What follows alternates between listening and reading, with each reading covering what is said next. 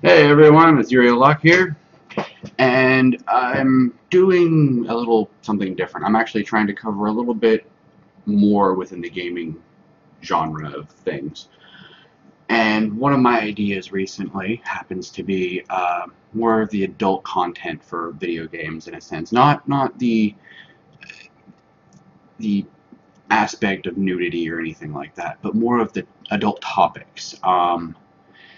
Politics, religion, and other things within games, which can actually expand upon the storyline, drive the story, or, in a sense, affect the story in certain ways.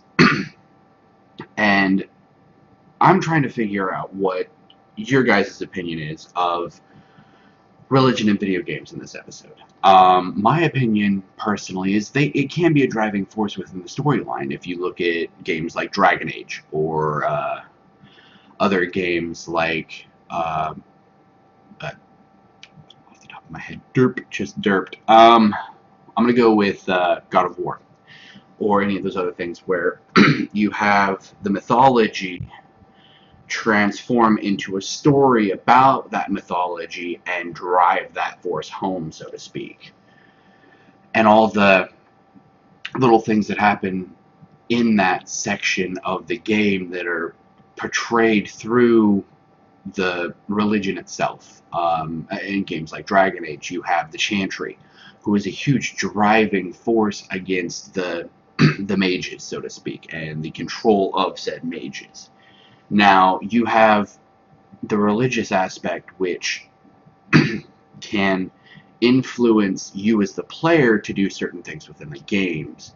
And my idea behind that is, when a game has a specific set religion behind it, you have Skyrim, or Elder Scrolls Online, or even Star Wars, The Old Republic has some religious aspects to it, due to the Jedi and the Sith, which can technically be considered a religion, but not really going into that too much. The driving force behind these games keeps the game more real, in my opinion. It grounds the video game within some form of reality that I can understand, being raised in a religious home. Now, that being said, I don't practice any specific religion. I have actually become more of a person that studies said religions. So, in this new series I'm trying to do, I'm going to be going through the different religions within the video games themselves and explaining how realistic they are. I'm trying to take what I know of the mythologies and the ancient religions, which a lot of video games are taking from. You have Smite, which literally takes from every god of every religion and puts them in an arena and they fight it out, which is a cool idea if you think about it, because there's a lot of lore and stories and myths about said gods. Within Greek mythology itself, there are so many stories that are just so out there, yet understandable for the human mind. There's also the Norse mythology, which is also along the same lines, and those two mythologies have certain individuals that are representative of each other, in a sense, due to the fact that religion within everything is kind of moved around. But back to the basic story of all this entire thing. Video games have the potential of portraying religion as a good thing or a bad thing. They have the ability of forcing said religion within the game on you. They also have the ability to just kind of have it there for flavor text. And I am wondering what you guys, the viewers, the gamers out there, actually view as a better option within the game. Would you rather have a game like Dragon Age where you have the religious aspect thrust upon you, where you have to do something about it? You have to make a choice in order to promote the chantry or the mages, or Bioshock Infinite, where you have this giant religion based around everything there, and the founding of the United States and the worship of the founding fathers as saints and the prophet, you, yay, and all that sort of stuff. Sorry, spoiler there, people. Um, the the fact that there are so many games that are actually based around some form of religious aspect that exists today or has existed. There's all sorts of games out there. El Shaddai is a really good story about that whole religious aspect. But at the same time, the game is kind of wonky with the cameras. Amazing game, but the wonky camera angles. The gameplay is amazingly fun too. It's kind of a platformer, so I enjoyed it. There's also games like Mass Effect, which have a subtle aspect of some religion, but not really. It's more of open with the humans, but other races actually semi have their own religion. And then there's other games. Fallout 3 has the Church of the Atom, which they worship a unexploded atom bomb. Which, in a sense, if you think about it, within the Fallout universe, power equals, in a sense, everything. So if they were to take that atom bomb and take the energy from it and put it towards something else, it would mean they have some way of surviving. They have electricity, or they have a way to clean water so they can drink it. It's science. Yay! So all these aspects within different games that have religion. The Final Fantasy series as well has many, many influences about different religions. Most of the elementals that you can actually call down, or your guardians, or whatever you would like to call them. It's been a while since I played a Final Fantasy game. I forgot what they called them.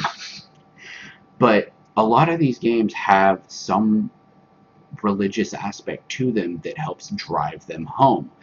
And does that make the games more accessible to us as gamers, or is it just the fact that it's just there to be there? So I'm trying to figure out, and my chair's really low right now, so I'm going to go ahead and fix that. Yay. Now you can actually see me better.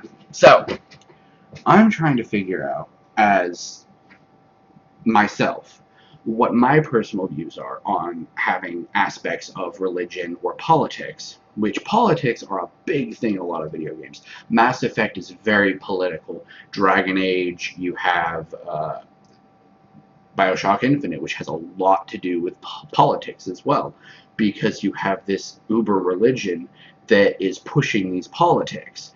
And in a sense, it's kind of a reflection of humanity as a whole and as our world changes around us. So are these video games doing accurate depictions of us, or are they doing inaccurate depictions and, in a sense, showing us the darker side of religion and the darker side of mankind and what we do with our religion? Now, I'm not saying any of religions here that are worshipped today, or any religion that has been worshipped, is a bad thing. I'm not saying they're good things, I'm not saying they're bad things, but the depictions within video games is what I'm covering. So I will not be going into all the other religions of us humans, what we believe in and what we worship and everything. So I'm primarily going to be focusing on the religions in video games and the politics within video games. So having those aspects of things take form and shape within the video game, and how they show and take advantage of certain things, certain game dynamics or ways to affect the story and ways to evolve the character or grow the character, so to speak. For instance, in Dragon Age, I played a mage, so I automatically sided with the mages. Now, if I would have been playing someone else, I could have been siding with the Chantry, or I could have been siding with this, or siding with that, or doing this, or doing that, and it's the aspect of all those things in one which can drive the game home and make it a good game, or it can make it a bad game if done wrong. Now, you have games that get tons of reviews and amazing reviews due to the fact that they have some form of religious aspect to them. And I'm curious as to if that religious aspect makes the game a better game. So if someone were to create a game and throw in some religious aspects and say, oh, well, there's this religion here, you can make this choice or this choice, and you can go over here and do this, or you can go over here and do that. Does that affect the gameplay? Does that make it a game that you want to play more or play less? So this is a question to you guys and a slight rant. So I'm just trying to figure out what about the video game within that whole setup of religion and politics means more to you. I may actually be going through, as I said, the religions of each video game. I may actually go in and be like, okay, so this is a religious aspect of this video game, and this one's this one. So this is pretty much an announcement of all that fun stuff. Trying to think of other things. Oh, secret societies as well, because that's always fun. Deus Ex. There's a lot of behind-the-scenes things that you can do within games in order to affect the outcome of things and to affect the power play in video games as well. As I said, Deus Ex. If you've played Human Revolution, you know that there's aspects of each thing. You actually, at the end of the game, have 3 choices to make. You can either do this, this, or this. And doing those affects the rest of everything. And all that being said, is that something that is worth it to gamers? Is it something that is worth it to hear about or watch someone on YouTube or Twitch and watch them play through this game and see, okay, that game's good just because of this aspect, I'm going to go buy it and play it? Is it worth it to add certain instances of a religious aspect or add, in a sense, references to other religions in order to keep it going? As I said, Smite, it's a MOBA, so you just pick a champion or a god or hero or whatever you want to call them. I mean, they're gods in Smite, but in other games they're either heroes or champions. And you pick one, and then playing that one, do you enjoy doing that? I mean, yeah, you have all these awesome powers because you're a god, but at the same time, does it take away from the MOBA? Does it take away from the game you're playing? Or does it add to it? League of Legends, you don't have any gods in there. They're all just random characters. You have all these other MOBAs that are coming out. The one that Blizzard's doing, can't remember the name of it, but there's no gods there. They're just Blizzard characters that you're playing, which, don't get me wrong, is awesome. I love that. But I actually haven't played it myself. But I also may be getting back into WoW, and I may be dropping WildStar for a while due to the fact that the new expansion is coming out. Kind of a heads up there on you guys. I will be trying to get as far as I can in WildStar before the launch of Warlords of Draenor. I also probably will be transferring from the server I'm on WoW onto another one to possibly play with some friends. At this point in time, my computer is actually trying to download Arcade again. Don't ask. Apparently Glyph had some issues. I wanted to sign up with Steam and do it that way, but you know, I have to pay for it through Steam because they don't have the game itself on Steam anymore unless you pay for it. Also, I did a curator thing on Steam, so I am now a curator. So I will do reviews and all such things on Steam. So I will actually end up finding a link to that and putting it in the description of the video. As usual, guys, thank you for watching. Please like, subscribe, and share my videos. And you guys are awesome. Keep watching because you never know what I'm going to do next.